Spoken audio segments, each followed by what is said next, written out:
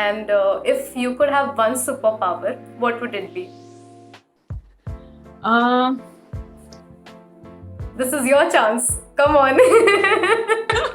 I know so many things I want to do, but I would love to, work on the population and pollution in our country.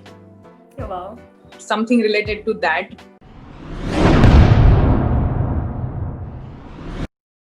Madhura Velankar is an Indian actress who is a four-time state award winner and appears in Bollywood and Marathi movies. She has established herself as one of Marathi cinema's leading actresses. She is known for critically acclaimed roles like Gojri in Sarivar Sari and has worked in Bollywood film Jajantaram Mamantaram and several Marathi television serials. One of her recent Marathi drama is Gumnaam Hai Koi, and she has done more than 75 stage shows as a dancer and an anchor. Recently, she launched her book Madhurao, and to fight against the COVID times, in the same name Madhurao, she started a program for artists on social media. And she has been felicitated as COVID Yuddha by the Maharashtra governor for the same.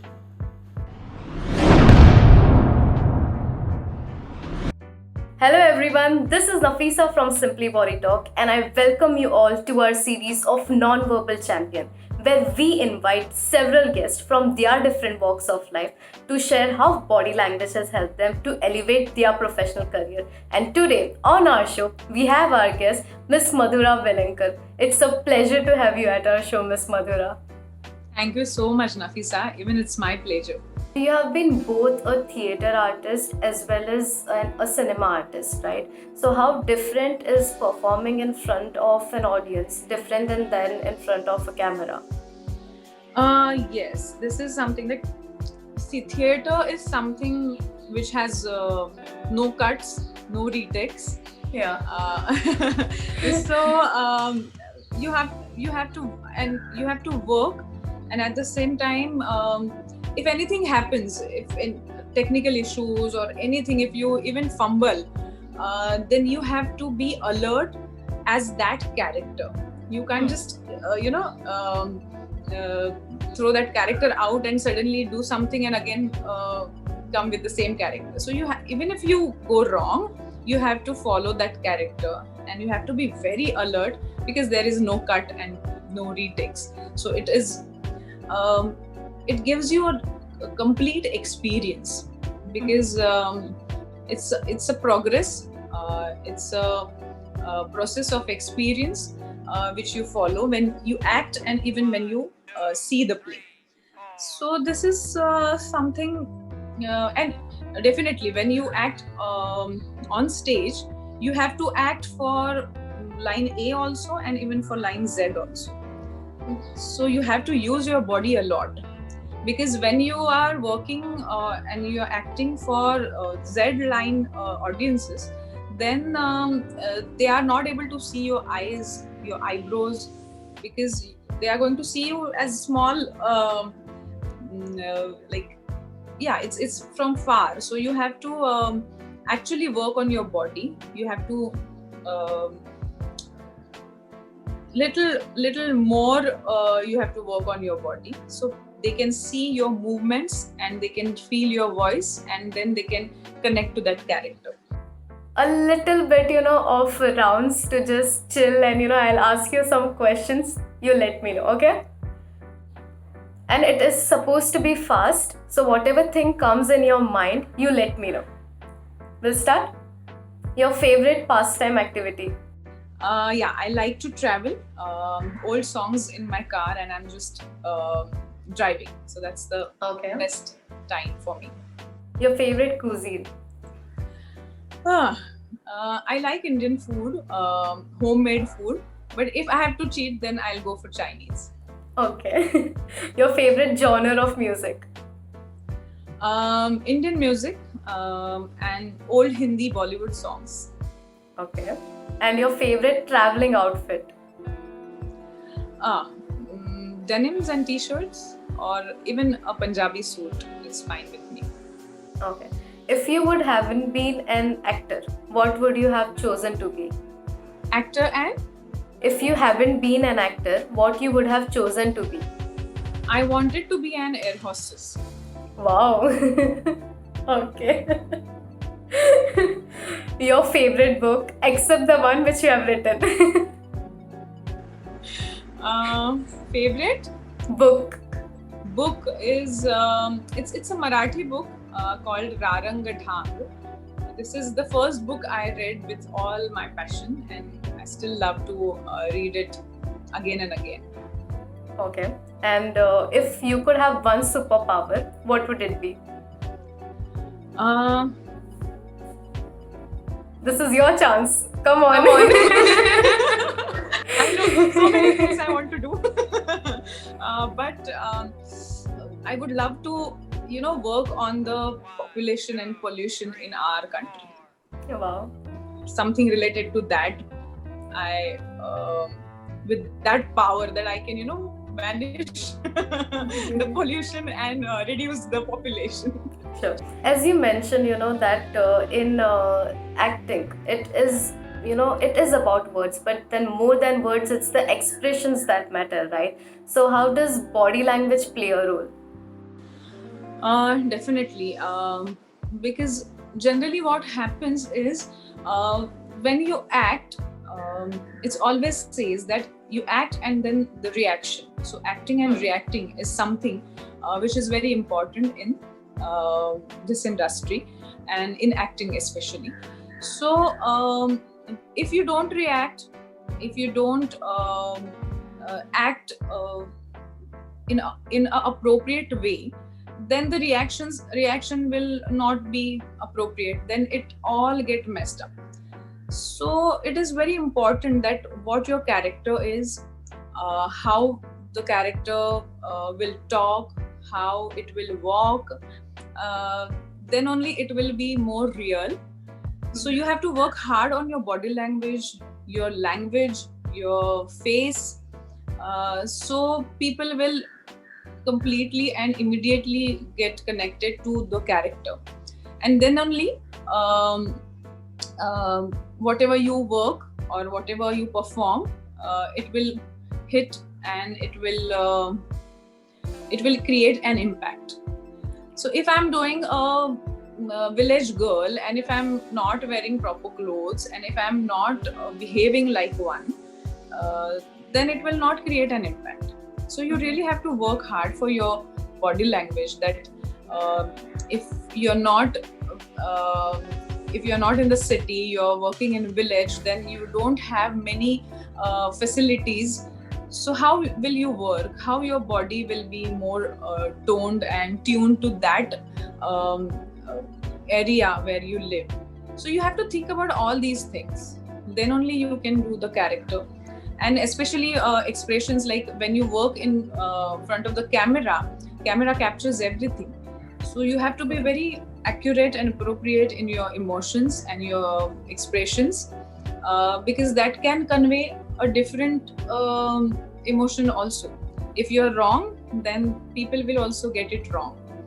Camera catches a small expressions, what your face gives, and even the transition, even the changes in the expression, camera captures everything. So for camera, you have to work very accurately, appropriately, and precisely, because if you act over, then that doesn't work.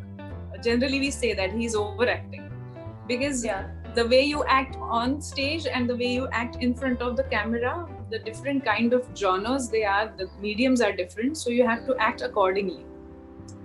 And but at the same time, even for camera, for films especially, I feel that you don't shoot in order.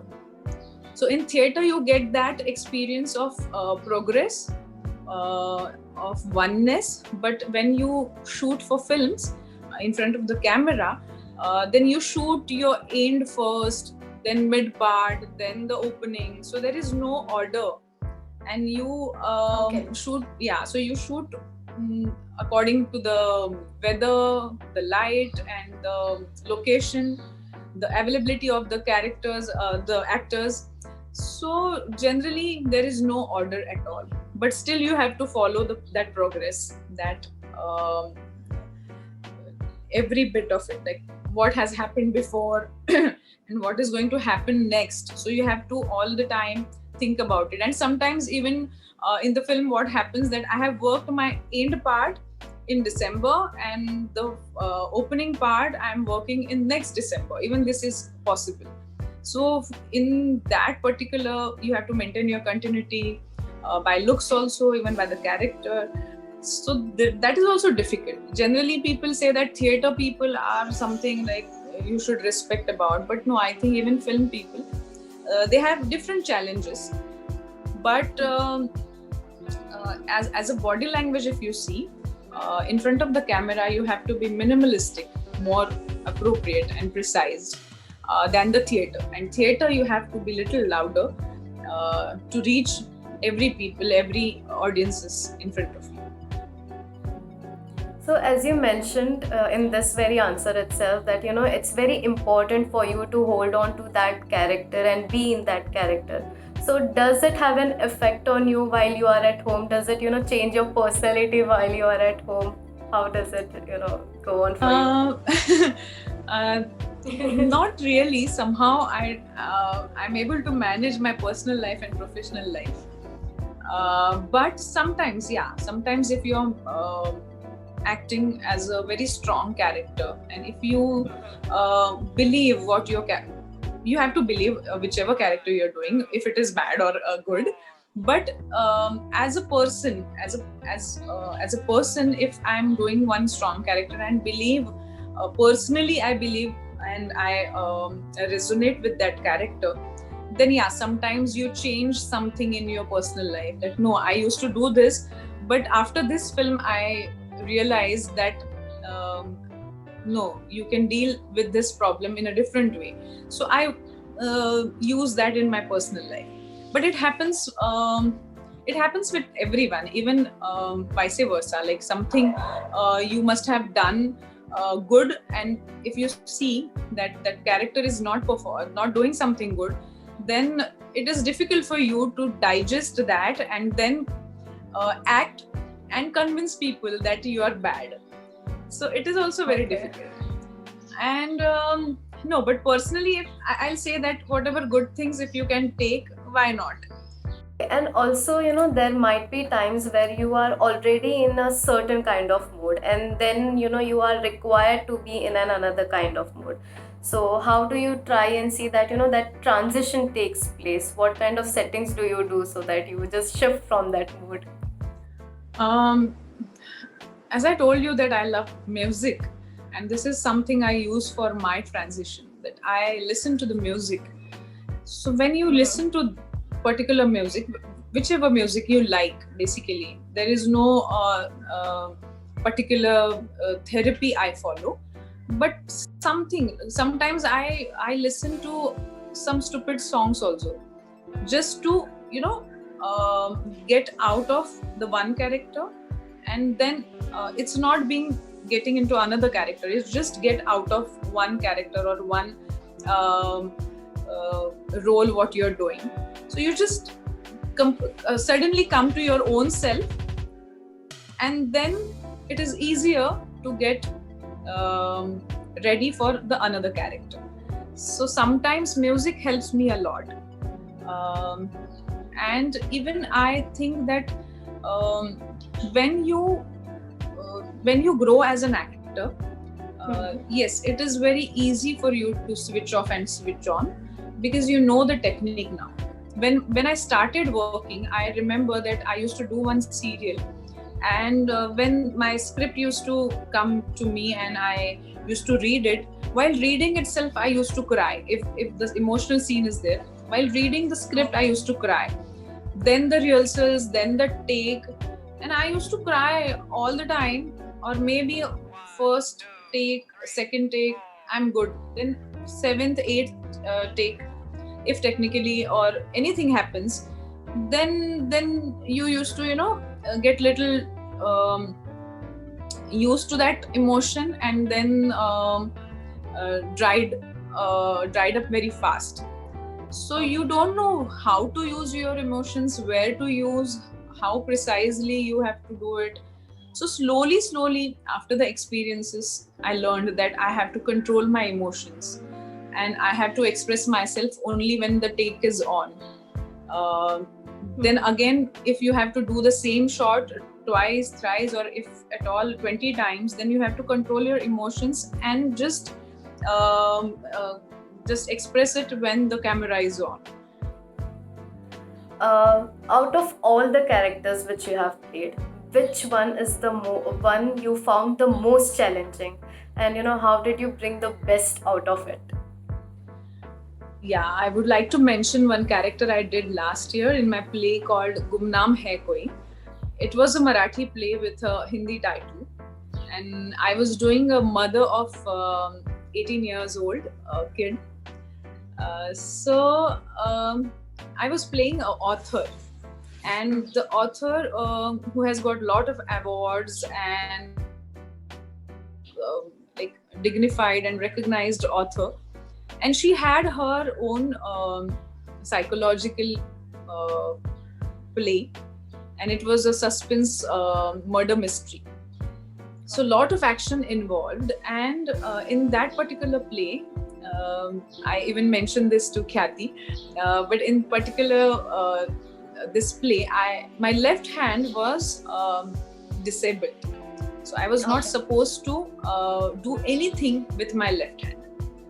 And so I used to first, and actually we decided this 4 days, just the 4 days ago of the release, that this will definitely not work at all.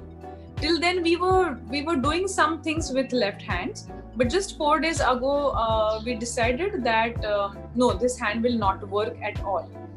So I was not prepared, and so I kept my hand like this, and I was working, and I was not happy with that. Because I thought that I haven't worked hard for it. I haven't get time to work on that particular part, that my left hand is not working. Why it is not working? Why it is disabled? And then how it should be kept? How it should be used as a non-usable thing. Okay. So because I didn't work on it, just 4 days ago we decided. So I was not happy with that thought, that something I have not done properly. Then suddenly I realized, if it doesn't have strength, my left hand doesn't have strength, then it will not keep, I can't keep it like this. It is like there is no strength at all. Okay. And then I used to keep this like this when I used to sit. Then when I used to stand, I used to keep that away. So I used to do that all the time in the play. And then I realized that now I am working on it, how to use this hand as a disabled hand. And then a lot of critics and even the elder people from the industry, they mentioned this, that you're a good actor, we know that, but we were looking at it, that when your hand is we were actually focusing on that how you would fail to follow that. So but you didn't, and you didn't disappointed. Impactful acting requires adding subtle body language to the role which is being performed. Simply Body Talk works with actors in order to sharpen their knowledge on how body language can be tweaked according to the given role as well as different situations. And you also have, great love for teaching. I of course know that. So could you shed some light on the same? So I thought that I should start my mother's legacy, and I should follow that. So we started taking theatre workshops for kids, and we found out that it's not just about acting. It's about your personality, how you stand, how you walk, how confident you are. And even definitely I teach theatre through lots of games and even some theoretical education also. So what I feel is that helps to build your own confidence and develop your personality. In whichever field you go, this is needed. And of course, you did answer this in the previous question itself, but still, if you want to add up a little, some words which you would like to share with our audience to inspire them. Yes, definitely. When I would really like to mention this, as an actor, what I believe is there are many actors who are coming up, and a lot of people ask you that how will you guide the new generation. So I always say that you have to have this instinct and inborn talent first. Then you can, shape up that. But just you're good looking and there is a glamour, you don't come in this industry, because you have to really work hard in this industry.